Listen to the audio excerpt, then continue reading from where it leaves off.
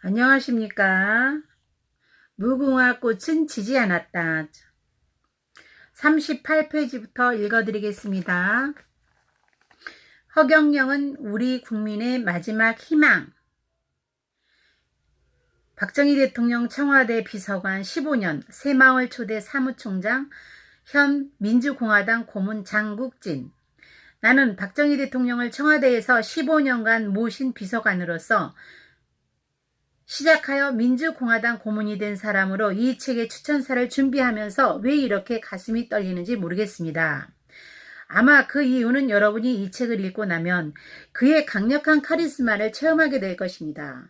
지금 51세인 허경영 총재가 박 대통령이 돌아갈 때까지 박 대통령의 정책 차문을 맡아 방송통신대학제도, 새마을운동, 반도체, 산업권의 등 100여 건에 넘는 정책을 건의하여 실현시킨 장본인이며 소련이 바이칼 호수 매수 추진과 캄차카반도 매수 추진 등 비록 실패로 끝났지만 미래의 환경 파괴로 있을 수자원과 수산자원 확보를 미리 내다본 허경영의 놀라운 성견 지명이 아닐 수 없는 것이다.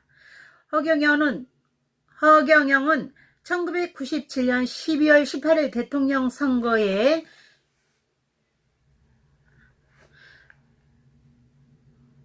박정희 공화당 후보로 대통령에 출마하여 TV 토론에서 그의 강렬한 눈빛과 음성에서 솟아나는 엄청난 카리스마로 온 국민을 감동시키며 26%의 여론조사의 지지가 있었으나 이번에는 공화당을 알리려 나왔다며 당선이 어려울 자신을 찍지 말고 50년 만에 여야 정권 교체가 이루어지게 해달라는 말을 하므로 화제가 되기도 했습니다.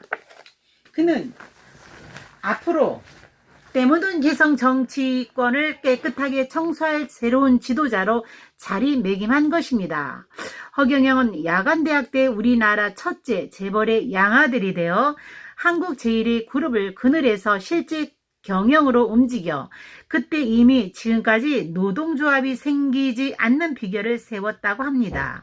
그때 그의 양아버지가 어려운 국정으로 고생하는 박 대통령에게 고통을 덜어주기 위해 어린 허경영을 소개함으로써 박 대통령의 정책 보좌관을 시작하여 박 대통령이 돌아가실 때까지 방송통신대학 제도와 새마을운동, 반도체 산업 등 100여 가지의 정책을 건의하여 실현시킨 성견지명을 갖춘 초인적인 인물입니다. 나는 그때 해병대 대령을 예편하여 40이 넘어서 박 대통령의 비서관이 되었는데 허경영은 나와는 참으로 깊은 인연이었습니다. 허경영은 19세 때부터 한국 첫째 재벌 그룹을 뒤에서 움직이고 이 나라의 국정을 20대부터 움직였으니 그가 앞으로 부패한 기성 정치인을 몰아내고 새로운 시대의 위기에 21세기에 우리의 지도자가 될 것임을 나는 확신합니다. 허경영은 미래의 수자원 확보를 위해 소련의 바이칼 호수 매입 추진과 미래의 수산자원 확보를 위해 캄차카 반도 매입을 소련에 역제의를 하였습니다.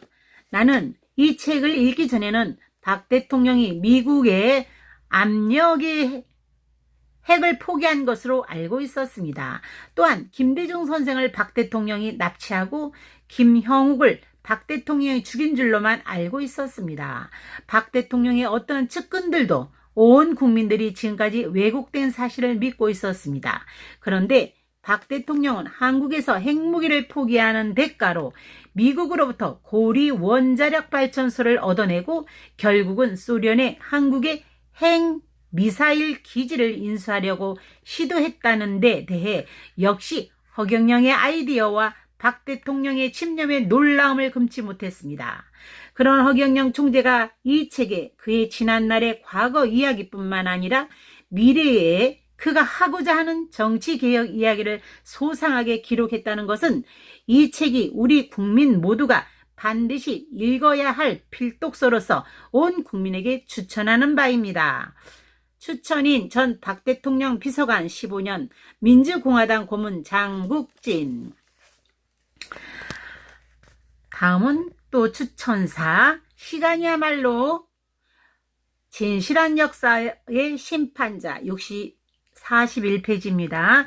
육군 중령으로 5.16 혁명 가담, 박정희 대통령 청와대 경호실 1급 보좌관, 박 대통령 경호실 10년 근무, 민주공화당 창당위원, 민주공화당 고문 이명화. 이제 51세가 된 허경영 공화당의 총재와 박 대통령과의 만남은 지금으로부터 30년 전 허경영 총재가 20세 때였으며 그 후 정책부자역이 되어 박 대통령이 서거할 때까지 함께 일했습니다. 그 후 허경영 총재가 꾸준히 외길을 걸어 20년간 민주공화당을 지켜오다가 40세 때 최연소 대통령 후보가 되었다가 1997년 50세 때 두 번째 공화당 대통령 후보로 출마한 참으로 의리가 있는 분입니다. 나 역시 육군 중령으로 1961년 5.16에 참여한 뒤로 최초로 민주공화당의 창단 멤버가 되고 최고회의 부의장인 박 대통령의 경호실장을 거쳐 그 후 박 대통령의 경호실에서 1급 보좌관으로 10년간을 지내고 민주공화당의 고문이 되었지만 바로 엊그제 같기만 합니다. 날조한 예산과 공급을 유용하고 국민의 노동의 대가를 특정인들과 나누어 먹으며 국민에게 닥치는 대로 거짓말을 한 박 대통령 이후에 정치 지도자들 때문에 IMF 경제 식민지라는 어처구니 없는 국가 내란 사태를 당하고서야 시간과 역사는 결국 박 대통령을 재평가하기 위해 시작했습니다. 그 당시에는 많은 오해를 받았지만 유경수 여사와 함께 나란히 목숨까지 우리 국민을 위해 바친 분이라는 것을 이제 시간이 그것을 우리 국민에게 알게 해주고 있습니다. 날이 가물거나 장마가 심하게 져도 말라 죽어가는 벼와 떠내려가는 전닭과 물에 잠긴 벼를 지켜보며 눈물을 흘리며 수해 대책을 지시하느라 잠을 자지 못했다는 것은 수많은 일화로 입증되고 있습니다. 박 대통령은 항상 자기 자신을 확대한 것이 국가의 민족이라면서 국가와 민족을 위해서 희생과 봉사를 하는 것은 내가 내 자신을 위해서가 희생하는 것이라는 소신을 가지고 있습니다.